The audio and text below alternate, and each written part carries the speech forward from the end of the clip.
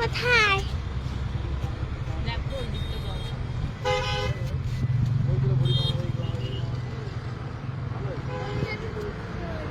Phone করে যাবে জলে দেখি।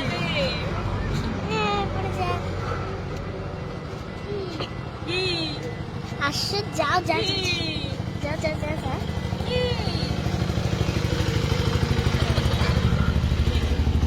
হংসেশ্বরী মন্দিরের সামনে এসে গাড়িটা দাঁড় করিয়েছিল, দেখলে আমি গাড়ির মধ্যেই বসেছিলাম, কারণ আমার শরীরটা একটুও ভালো লাগছিল না।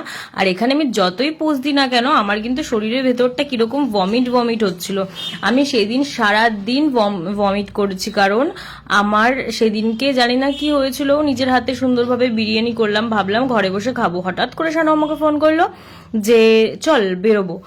আমি বললাম ঠিক আছে, আমার তো এমনিতেও বেরোনোর কথা, তো চল তোদের সাথেই বেরোই। তারপরে আমি জানতাম না কোথায় যাচ্ছে। এটা হলো বাঁশবেড়িয়া হংসেশ্বরী মন্দির। ওদের সাথে যখনই আমি বেরোই তখনই কোনো না কোনো মন্দিরের উদ্দেশ্যেই আমার বেরোতে হয়। এটা অনেক পুরোনো, আমার হ্যাবক কিছু লাগলো না, কিন্তু এটাই দেখতে অনেক মানুষ ভিড় করে অ্যান্ড করছেও।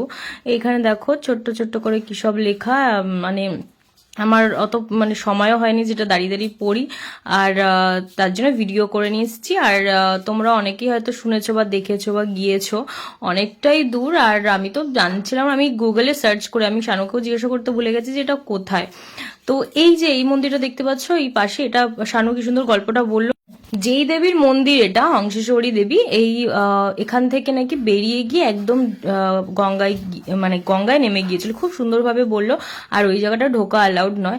আর এই দেখো আমরা ওখান থেকে চলে এসেছি। আমি প্রথমে অ্যাক্টিভ বমি করে নিয়েছি, তারপরে মানে এতটাই শরীরটা খারাপ লাগছিল, আমি বলছি কেন খারাপ লাগছিল। তারপরে ওখানে একজন ওর গলাটা ধরে নাড়ছিল, এরকম করছিল, আর করতে করতে ও বেশ বেশ মজা পাচ্ছিল, আর ওর পেছন কিছুতেই ছাড়ছিল না। তাই সেই দেখে আমিও করছি। ওমা দেখি পেছন থেকে একটা শিঙালা গরু চলে আসলো। শিঙালা গরু থাকলে তো আমি কোনোদিনও হাত দিতাম না। তারপরে এই গদু তো আমার কোলে বসেই যাচ্ছিল, আর মেয়ে পেছনে ছিল, আর আমরা যাচ্ছিলাম আবার কোথায়, দেখতে থাকো। এটা কোথায় বলো তো?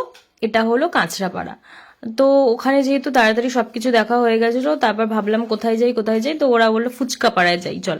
আর জানো তো ওখানে না কত সস্তায় ফুচকা পাওয়া যায়, 8টা 10 টাকায়, কিন্তু টেস্ট আমাদের এখানের মতন একটুও হবে না। আমি এবার বুঝতে পারলাম যে কেন এত সস্তা। এখানে একটা মন্দিরও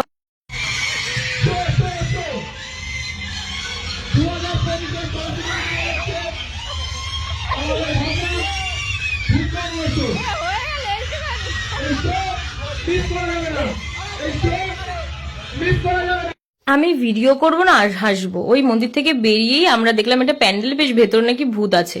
তো আমরা সবাই মিলে চলে গেলাম, আমার বাচ্চাগুলো তো ভয় পেয়ে যাচ্ছে, আমি ভিডিও করবো না হাসবো। যাই হোক, আমরা হেঁটে হেঁটে কোথার থেকে খাবো বুঝতে না পেরে তারপর ফাইনালি এই দোকানটা চলে আসলাম। অনেক কিছু এখানে ভ্যারাইটি, পমফ্রেট, আইসক্রিম, ফুচকা, দই ফুচকা, টক জল ফুচকা, ফুচকা, মাটন ফুচকা, চিকেন ফুচকা, সবকিছু, জল ফুচকা। আমি তো জল ফুচকা খেলাম, আমার জল ফুচকা ছাড়া আর কিছু খেতে ইচ্ছে করছিল, কিন্তু খেয়ে কি হবে, আমি তো যা খেয়েছি সবই ঢেলে দিয়েছি, আমার কিচ্ছু থাকেনি পেটে। আমার ভীষণ শরীরটা খারাপ লাগছিল। হয়তো এরকম হতে পারে অনেক দিন পর ওর গাড়িটা চড়ছি, এর আগে কন্টিনিউ চড়ছিলাম বলে শরীরটা তো খারাপ করেনি, এবার হয়তো অনেক দিন পরে চড়েছি বলে তাই জন্য আমার শরীরটা আবার খারাপ করছে। কিন্তু আমার মেয়ের একটুও খারাপ করেনি, যেটা নাকি আমার বেশি ভয় যে ওর শরীরটা খারাপ করবে। তারপরে এখানে আমরা জল ফুচকা খেয়ে নিচ্ছি, ওখানে আবার একটু শানু আমাকে চিকেন ফুচকা খাওয়ালো। চিকেন ফুচকা খেয়ে ভীষণ খুব একটা ভালো লাগেনি, কেননা চিকেনটা একটুখানি, একটু না অনেকটাই বেশ ঠান্ডা ছিল, যদি একটু গরম হতো তাহলে ভালো লাগতো। আর খাওয়ালো হচ্ছে ডিম ফুচকা, সেদ্ধ ডিম ওপর থেকে ছড়িয়ে দিয়ে ব্যাস হয়ে গেল ডিম ফুচকা, একদম ফালতু মানে। আর জল ফুচকা নামেই 8টা, মানে শেষই হতে চাইছে না। আর আমাদের এখানে আমি ভাবি কি বাবা এত তাড়াতাড়ি শেষ হয়ে গেল, কারণ টেস্টটা দেখতে হবে না। ওই 4টে ফুচকা 4টে ফুচকার মতনই টেস্ট, আর এখানে 8টা ফুচকা 8টা ফুচকার মতনই টেস্ট। খুব একটা টেস্ট, মানে শুধু শুকনো ফুচকাটা খেলতেও মানে কতটা আমাদের এখানে ভালো লাগে। তো চলো আজকের ভিডিওটা এইটুখানি, টাটা।